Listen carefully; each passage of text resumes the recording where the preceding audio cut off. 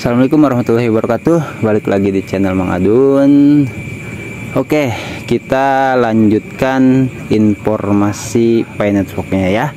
Ini kebetulan di video kali ini masih nyambung terkait video sebelumnya ya, yaitu ada moderator yang memprediksi soal open mainnet. Dan ini Dorisin langsung mengklarifikasi ya, atau memberi sedikit penjelasan tentang open mainnet.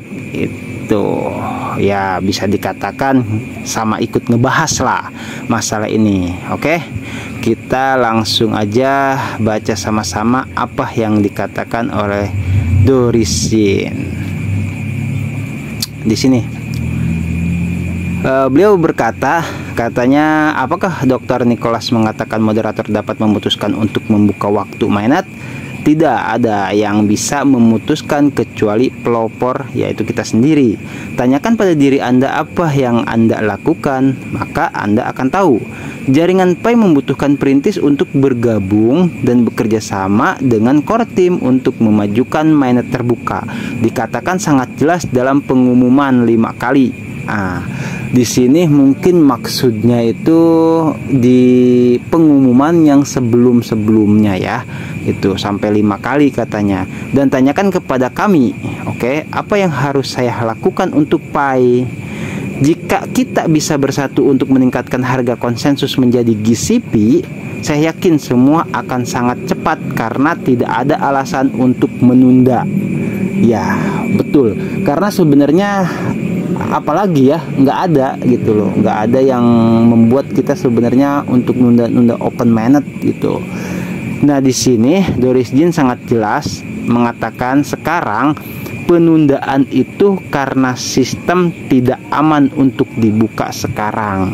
Ini sangat jelas ya alasan kenapa open mainnet belum juga dibuka, kata Dorisin.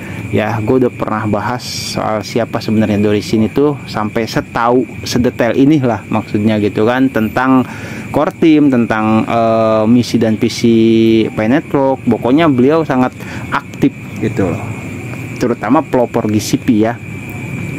Beliau mengatakan ya, sekali lagi gue ulang ya untuk lebih jelasnya, sekarang penundaan itu karena sistem tidak aman untuk dibuka sekarang. Nah pas sampai di kalimat ini gue inget tuh apa yang menyebabkan Dorisin sampai mengatakan tidak aman gitu kan.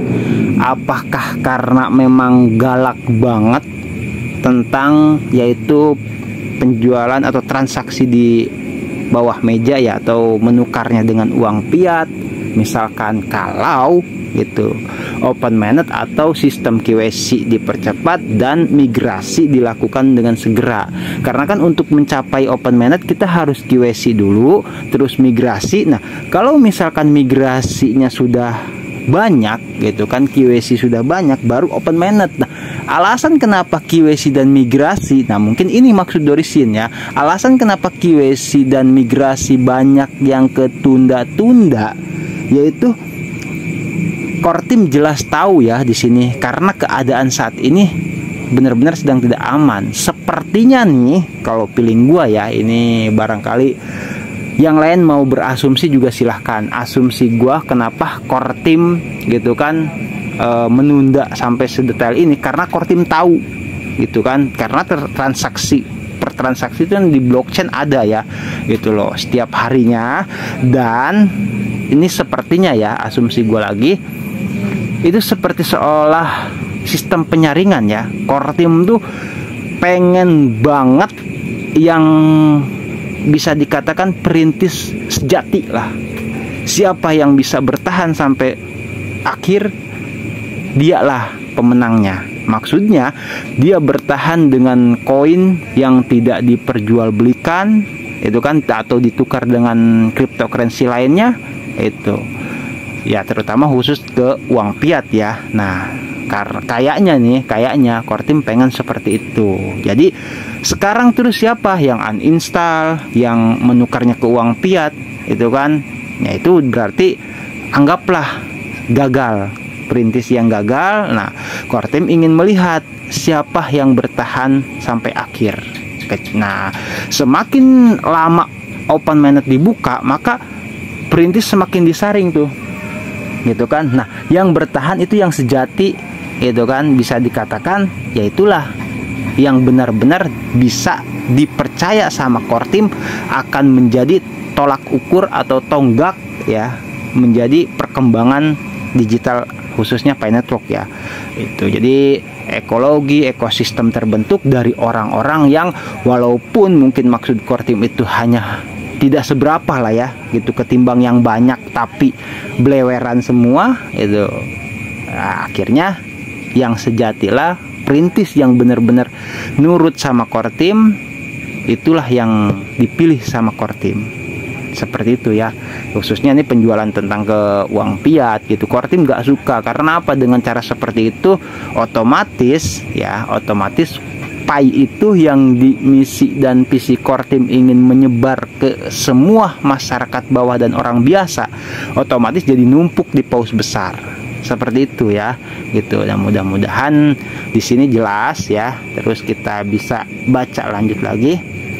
Jawabannya sangat sederhana katanya ya. Ini kan yang tadi tuh, sekarang penundaan itu karena sistem tidak aman untuk dibuka sekarang. Jawabannya sangat sederhana. Jangan mencari jawaban dari luar, lihat ke dalam. Nah kan, ubah diri Anda. Ini jelas nih, ubah diri Anda. Nah, dari sekarang, maka Anda bisa mendapatkan apa yang Anda inginkan. Kalau kata gue sih sangat jelas ini kalau kita tafsirkan ya, menurut asumsi gue yang seperti itu. Jadi disaring ya, itu perintis yang benar-benar, kalau memang kita bisa merubah atau banyak orang, ini dari sini bicara ke semua orang loh gitu, ke semua perintis, ke semua pioner gitu. Kalau misalkan kita bisa kompak gitu kan, tidak ada yang menjual ke uang fiat gitu, terus ikut sama core team, patuhlah benar, maka sepertinya sistem aman, dipastikan KYC dan migrasi berjalan dengan lancar. Nah, baru setelah itu open mainnet ya, seperti itu. Oke. Nah, ini dari Maxwell Derrick ya. Beliau dari sini membagikan yang kemarin soal pembahasan prediksi moderator itu udah kita bahas sebelumnya ya. Oke, dan di sini juga Dorisin sempat ngomong juga, yaitu beliau mengatakan jaringan Pi berkata, Pi Network ya khususnya tuh, tidak pernah ada jalan pintas menuju kesuksesan yang sejati dan bertahan lama, baik untuk individu atau jaringan, baik itu dalam sejarah atau saat ini, baik itu dalam kripto atau non kripto. Intinya kesuksesan membutuhkan proses, seperti itu. Hal-hal hebat membutuhkan waktu dan upaya yang gigih untuk membangunnya. Kami berharap semua pioner berbagi semangat yang sama. Oke, lihat melalui kebisingan mereka, naik turunnya dunia luar.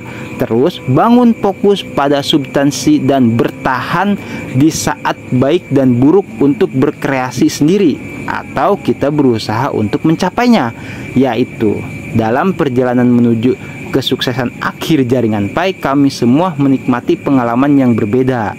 Beberapa di antaranya adalah pengalaman bagus yang menyemangati kami, beberapa tidak, meskipun kami menghadapi banyak tantangan dan keraguan atau bahkan serangan. Kami tidak akan pernah menyerah. Luar biasa ya. Ini makanya kenapa waktu itu sempat beredar kabar kalau Doris ini ya tangan kanan core team lah mungkin, kalau bisa dikatakan seperti itu ya. Tapi tidak berlebihan, tuh asumsi gua aja, karena beliau tahu banget nih soal core team. Dan beliau ini barangkali waktu itu ada yang belum tahu ya, atau belum sempat simak, cari aja videonya di channel Mengaduan. Dorisin salah satu lulusan Stanford juga, dan sempat bekerja di Microsoft ya, itu banyak lah, beliau udah pengalaman gitu loh.